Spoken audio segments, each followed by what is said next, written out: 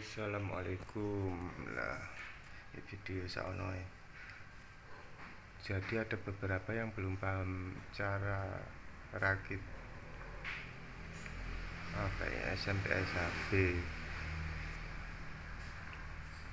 Ini tak jelaskan sedikit cara-caranya. Nah, jadi pertama adalah dari supply sini. Sebelum on IC ini dapat dari supply dari cap ini dibatasi, di bawah ini ada Zener 15 volt. Nanti outputnya akan kisaran 14 voltan. Nah, untuk di PCB ini adalah supply IC dari sini. Jadi untuk pertama start. Nah, pertama start, kemudian selanjutnya itu dapat dari trafo diregulasi di sini. Ini 15 volt juga dikuatkan oleh TIP41 ini. Jadi selanjutnya akan dihandle dari sini. Ini saya buat lilitan CT, kata Bapak Soleh Silent Tech CT, agar MOSFET tidak pincang gitu katanya. Seharusnya memang kalau untuk HP itu bagusan pakai CT semua. Nah, di sini cara-cara yang harus bukan cara, step demi step. Jadi step demi step yang harus kita lakukan sebelum merakit ini. Di sini saya pakai IC SMD karena IC makronya susah yang ori, jadi sekarang pakai SMD.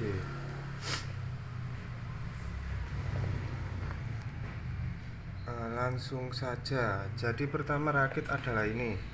Sebenarnya pertama rakit kita pastikan dulu.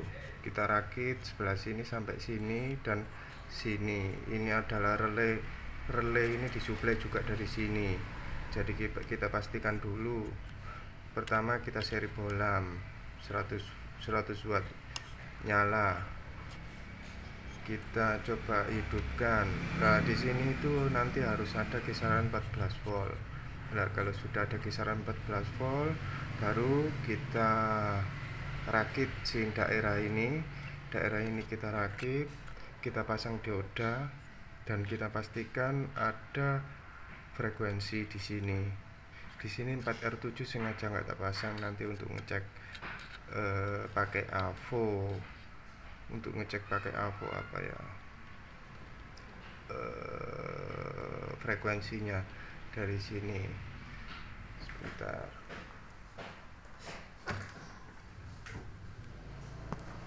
Nah, seadanya saja, yang penting apa ya. Nah, langsung saja dicoba karena tangannya cuma satu. Voltase dulu.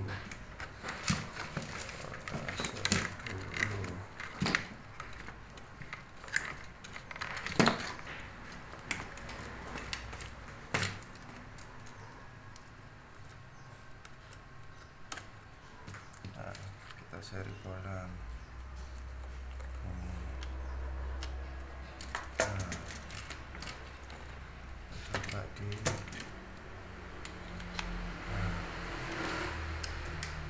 nah, sudah klik ini relay. Terus kita cek voltasenya di sini di kaki dioda, atau bisa di kaki Elcomin plus ini yang 1000. Di sini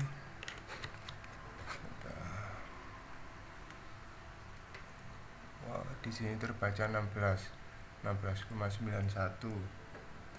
karena belum kena beban. Seharusnya nggak sampai 15. Nah, sekarang kalau sudah, kita coba hidupkan IC. Kita pasang diodanya. Waduh,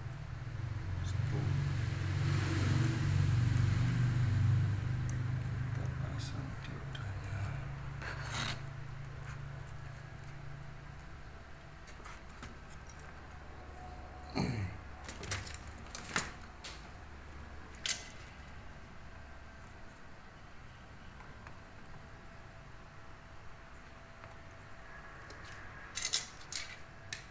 biasanya saya nggak pernah ngecek seperti ini karena PCB ini kan sudah nggak trial lagi, memang sudah fix. Jadi biasanya langsung tak pasang semua saja. Yang penting pakai IC yang bagus, pakai komponen yang bagus. Nah, kita coba lagi.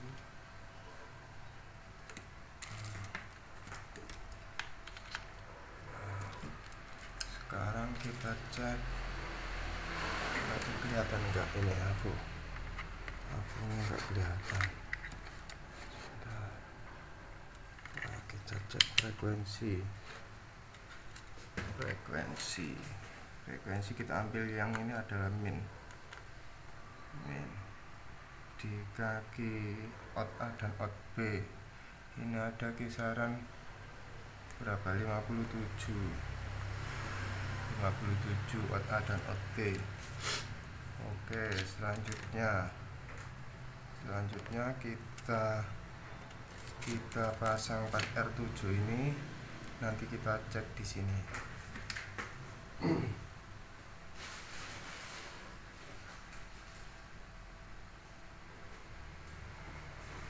Jadi ini adalah cara ngecek dengan alat pakai AVO. Kalau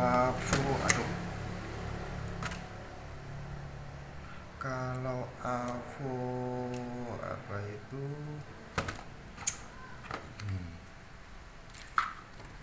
Kalau pakai AVO analog nggak tahu, mungkin kalau nggak ada frekuensinya langsung BAC di kaki gate MOSFET nanti akan kelihatan. Cuma saya nggak punya sebenarnya, cuma lupa naruhnya.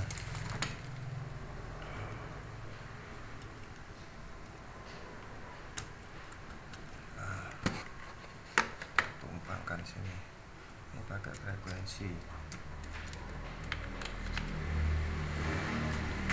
Nah, kita cek di kaki gate. Nah, sama 57,2. Nah, high dan low. Nah, kelihatan nggak? Nah, kelihatan ya, 57,2. Nah, kalau di kaki MOSFET ini sudah ada frekuensinya, sebenarnya langsung kita pasang trafo saja, nggak perlu kok harus berapa VDC, 4, berapa VDC, nggak perlu. Nanti kamu XL nilai induksimu juga akan mempengaruhi ini, nilai MOSFETmu juga akan mempengaruhi ini. Jadi MOSFET contoh menggunakan MOSFET 47 dan 47N60 dan dibandingkan dengan MOSFET IRFP 460 jelas sudah beda. Jadi nggak perlu dicek, yang penting ada frekuensinya dan nggak pincang terlalu jauh, itu saja. Selanjutnya untuk trafo. Nah, trafo ini sudah saya lilit, ini pesanan dari orang, jadi memang sengaja tadi mumpung ada pesanan tak buatkan.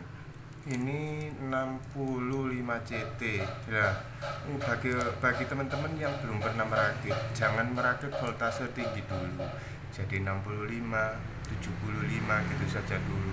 Karena nanti efek imbasnya ke MOSFET beda, lebih ringan yang pakai voltase rendah. Jadi pertama belajar pakai voltase rendah dulu. Nah, sekarang ayo kita coba pasang ya. Coba pasang. MOSFET-nya ini tadi memang sengaja sebenarnya sudah terpasang tadi, cuma tak lepas karena ini juga tadi belum tak solder. Kita coba.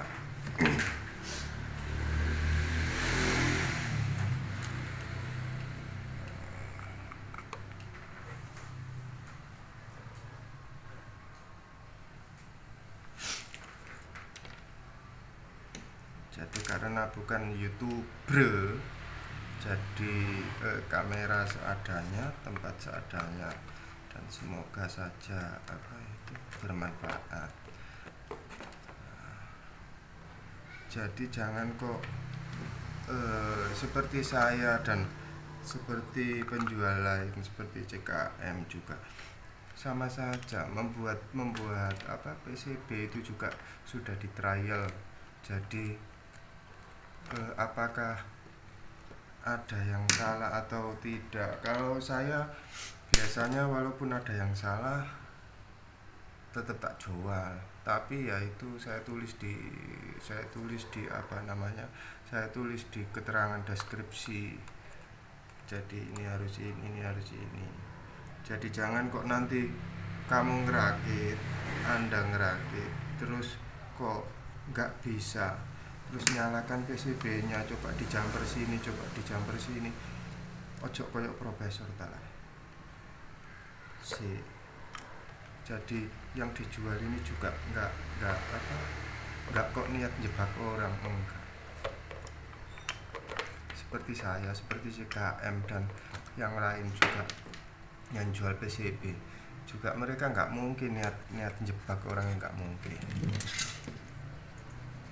Jadi ada kemarin yang ini coba tak jumper sini lah, buat apa? Ngomong ini saja nggak usah dijumper, sudah nyala kok dijumper. Jadi harus apa ya? Harus koreksi lah, harus koreksi tata cara ngerakitnya udah benar apa belum, komponennya sudah bagus apa belum. Nah sebentar ada CNT, tak stop dulu. Sekarang kita lanjut. Ini tadi sudah disolder, sekarang solder ini saya pakai. Jadi itu ya apa, kalau teman-teman banyak yang tanya induksi berapa, sebenarnya di apa, di grup itu sudah banyak yang nulis HB biasa seperti ini, itu XL nya kisaran 800 sampai 1K. Itu juga tergantung MOSFET, jadi nggak semua MOSFET sama. Induksi GDT juga sama. Kalau kata Pak Cahyo, yang penting nggak di bawah 1 mega 1 mH. Ini semakin besar ini pengaruhnya terhadap dead time juga ngaruh sebenarnya. Kalau saya biasanya kisaran pakai 1,3 sampai 1,7 mH, karena core dililit sama, tidak semua induksinya, tidak semua sama. Kita pasang dulu.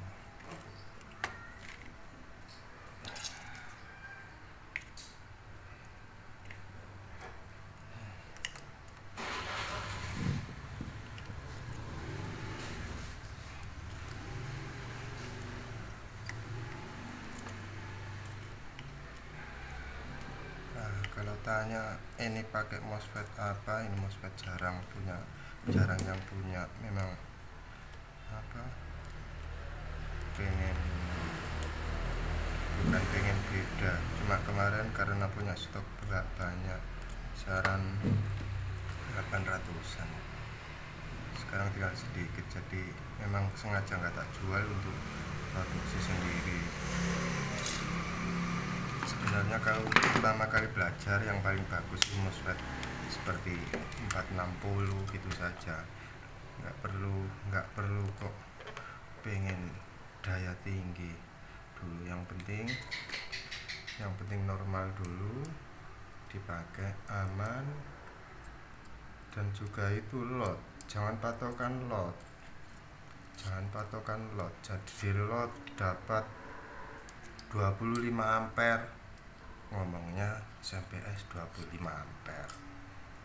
Di lot dapat 5.000 watt, ngomongnya SMPS 5.000 watt. Orang ngono, enggak gitu.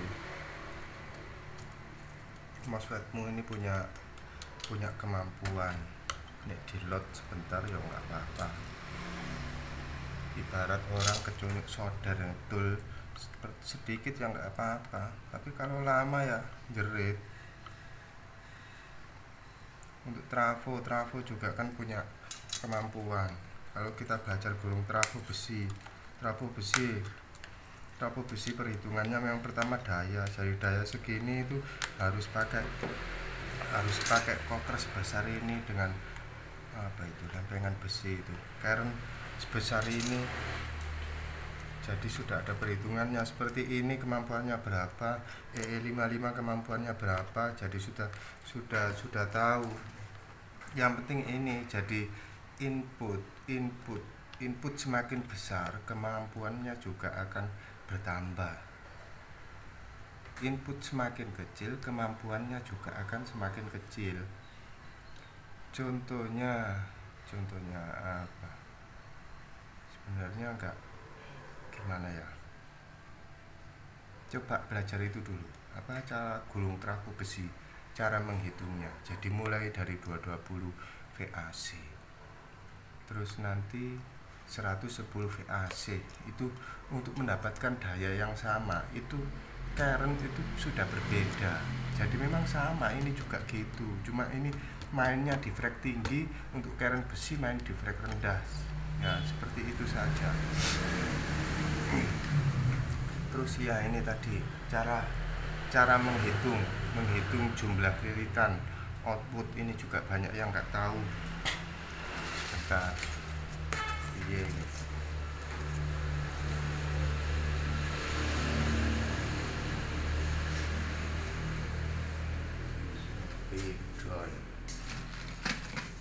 Nah, untuk apa? Untuk rumus VAC ke DC. Itu rumus kalau cari-cari di YouTube, di Google.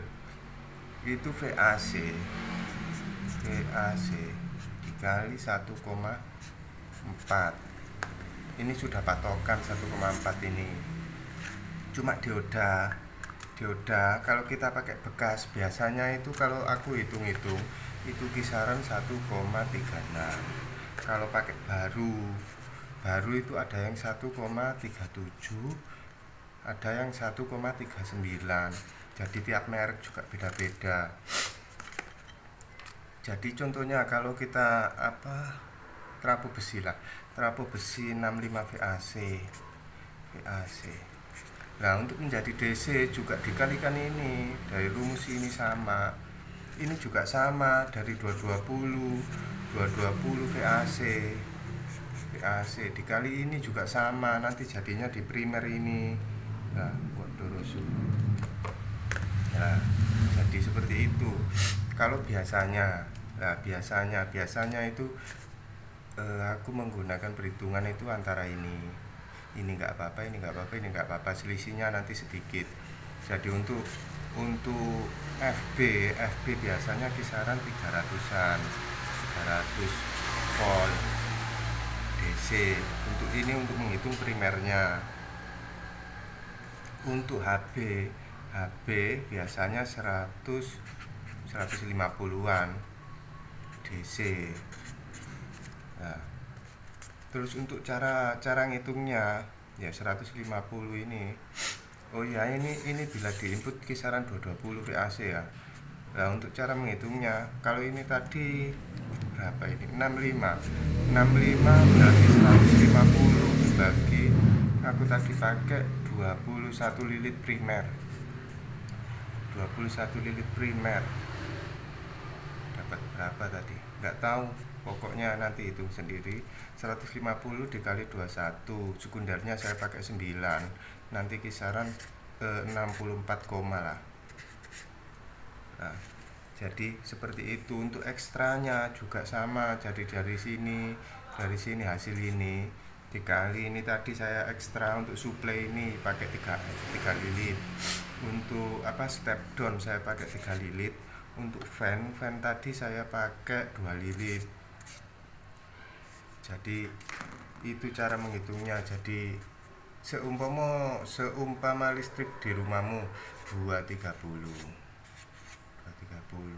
Nah, cara menghitungnya juga 230 dikali ini nanti primernya ketemu berapa. Nah, contoh kita patokan di sini seperti trafo besi, seperti kita SMPS juga patokannya itu di 220.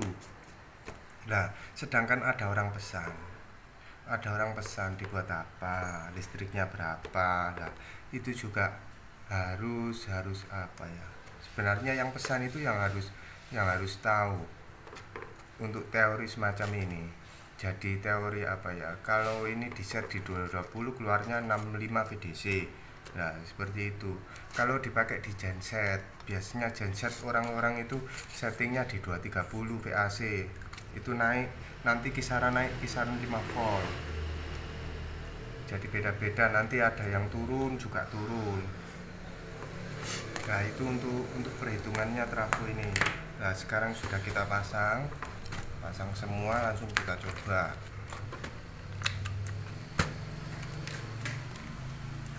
Langsung kita coba saja. Nah, jadi nggak perlu pakai bolam, nggak apa-apa. Yang penting yaitu tadi perhitungan XL kisaran, kalau HB kisaran 800 sampai 1K, pakai MOSFET yang enteng dulu. Nah, itu saja. Ini ceritanya. Nah, ini apa ini? Voltase. Nah, ini LED sudah nyala, berarti sudah start. Coba voltasenya. Nah, ini 61. Nah, sekarang kita ambil apa ini? Bolamnya kita ambil. Di sini listrik kisaran 227 228. Jadi berapa ini nanti? Nah, 66 67. Nah, ini sudah nyala. Jadi untuk cara merakitnya itu ya seperti itu tadi. Step-stepnya. Kalau takut lupa ya dicatat. Nah, ini coba kita bebani bolam saja 100 watt. 100 watt. Nah, drop kisaran 1 volt per CT. Nah, nanti apa ini berarti? Nah, nanti untuk yang pengen tanya-tanya bisa langsung untuk PCB saya saja, bisa langsung di grup tag saya. Jadi jangan WA. Kalau WA kadang memang banyak WA masuk, jadi ketumbuk akhirnya lupa. Saya juga kan habis ngerakit istirahat, jadi perlu waktu istirahat juga, enggak kok di depan HP terus.